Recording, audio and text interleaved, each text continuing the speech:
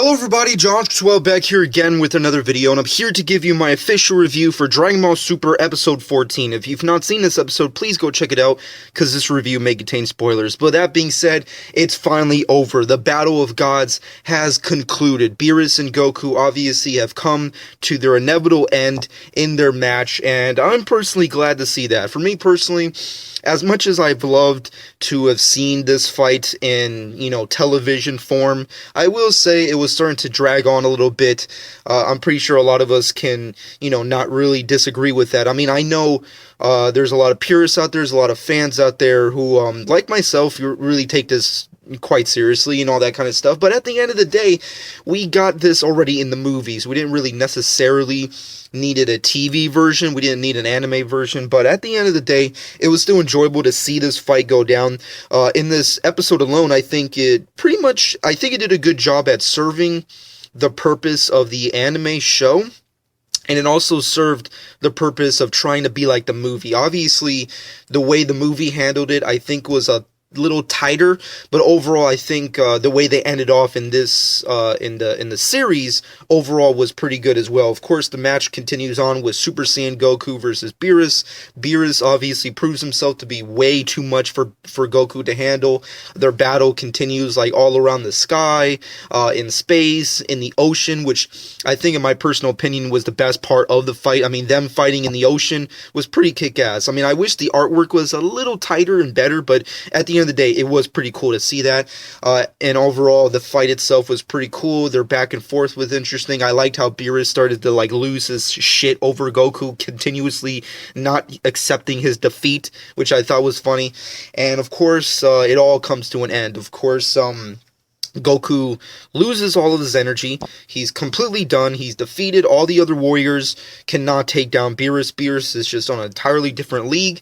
And then, right before Beerus decides to blow up the entire Earth, he accidentally falls asleep. Apparently, through what Whis says, he basically, tuckered himself out. He's a kitty, he's a little cat. He's a child plaything, so obviously Beerus kind of set it up in the sense of this wasn't really a match of determining the sake of the universe like most battles in Dragon Ball, but it was more or less a battle between two people who just really enjoy fighting. And that's, I think, really the best way you can go out of it. It's almost like a throwback to the earlier Dragon Ball fights, where majority of them were just especially when you go back and watch the tournament sagas, like Goku versus Krillin, Jackie Chun, Tien Shinhan, stuff like that. It's just a throwback to people who love the sport of fighting and martial arts and just want to see who is really definitively the winner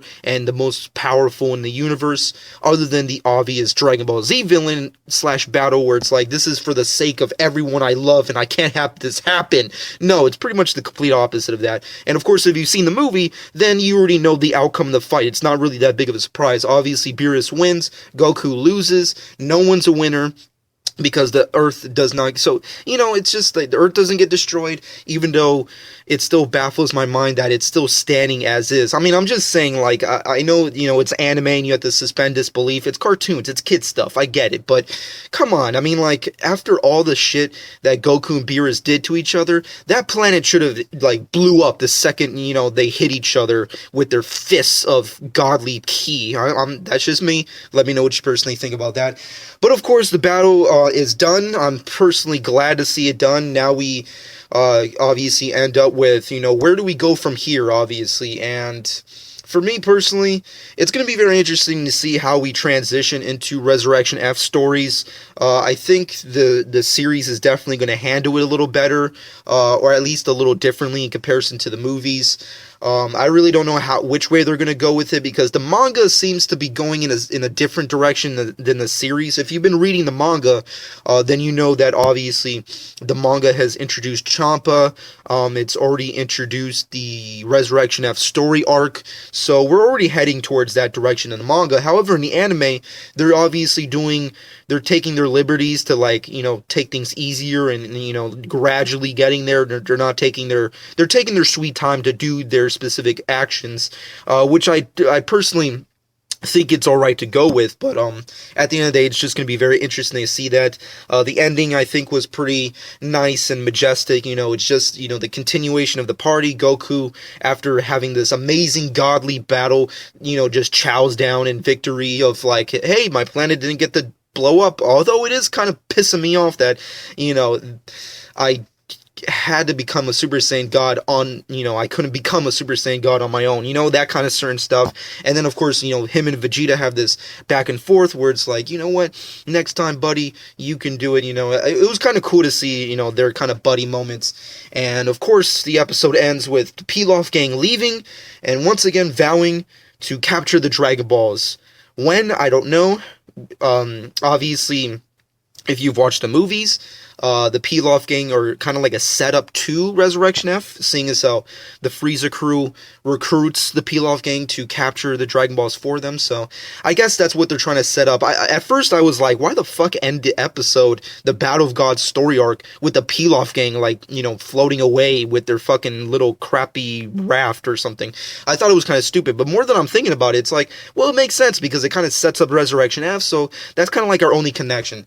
But overall, that's the end of episode 14. That's the end of the Battle of God story arc. I'm personally happy about it. And now, as us hardcore fans know, near dear to our hearts, rather, we already know what's coming, and that's, of course, the great biblical epic relief of filler episodes. Yes, I know, it sucks for those of you who despise filler. If you're an anime fan, what that means is basically episodes in between important actions in the actual story arcs. This is just filler, where we get basically a whole bunch of other, just episodes of like real nonsense that we don't really need or really want. So that's pretty much what we have to deal with. I don't know how many episodes we're gonna have to deal with, filler episodes wise, until we get into Resurrection F. I just hope it's very minimal, and if they do have a lot of filler episodes, at least make them important. Next week it seems like it's going to be very fillerific. We got, Goku versus this, freaking lion, I don't know what the hell kind of, meta creature thing. We got, Goku wanting to train again, Chi-Chi's not letting him, that kind of jibber jabber bullshit. And then we have Super Saiyan Hercule. I don't know what that means. I don't know if that's just like a setup. I mean, like, it seems like Hercule is going to have a major impact in next week's episode, but it just makes me think, it's like, is that like him faking the outcome of the Beerus Goku fight like he did with Cell? Or is that like an alternate reality, like Universe 6 type shit, where like this is Hercule in a different universe, where he act like a parallel universe, where he's actually a Super Saiyan hero, and like he's not a liar and a fucking fake? I don't know if that's actually true. I'm going to go with the first one, because that seems more realistic of Dragon Ball standards, where it's just like, like Hercule, I won, I defeated Beerus, Lord of Destruction, I'm a super god, bow before me, because I'm, Hercule Satan, or Martin Satan, or whatever the hell Kira Toriyama wants to call the guy. He's fucking the main focus of next week's episode, and he's a Super Saiyan. I don't know how to this is the best way I can say it. Super Saiyan Hercule is the greatest thing I never wanted. That's kind of like the best explanation I can give it. It's the greatest thing I never really wanted. Super Saiyan Hercule sounds stupid as hell, but when you see it, you're like, wow, I never really wanted that, but now that I have it, it's like the funniest, most awesome thing ever. That's kind of like the best way I can put it. It's freaking hilarious that Hercule's becoming a super. It's like everyone gets to be a super. Like Videl got to be a Super Saiyan in Dragon Ball Super for like 5 seconds, and now Hercule gets to be a Super Saiyan in like an alternate reality or like some kind of TV movie for fucking Dragon Ball characters. I don't fucking know. Hilarious stuff. Can't wait to see it. But overall, this is it. The end of the Battle of God story arc. I personally loved it. I thought it was interesting. There was a lot of episodes that I feel like they could have cut down on, obviously. Especially the fight between God and God Goku and, freaking Beerus. I only mainly say that because, we have the movie and then we have the manga. I mean, like, granted, I will, give kudos to Toei Animation and everyone else involved with the anime, because at least they took care of the battle and ended it better than how they did in the manga. I'm just saying the manga kind of just was like, okay, we're going into the next arc. They were like, fuck this. We're not even gonna try. Like, the fight's gonna last 5 seconds and we're going directly into Frieza. That's kind of like how they're doing it. So, whatever. But at the end of the day, Still enjoyable, like the episode. Final verdict for me, I have to give it a good solid 8 out of 10. It was a good, solid, enjoyable, entertaining episode. The animation was good. The artwork was pretty good at times. The comedy was great. The ending of the battle was good. But overall, I loved it. Let me know what you personally think. Comment below. Let me know what you personally thought about Dragon Ball Super Episode 14. What did you think about the end of the Battle God story arc? What are your personal expectations for future episodes? And, of course, how we're going to transition into Resurrection F territory. Let me know all your personal thoughts.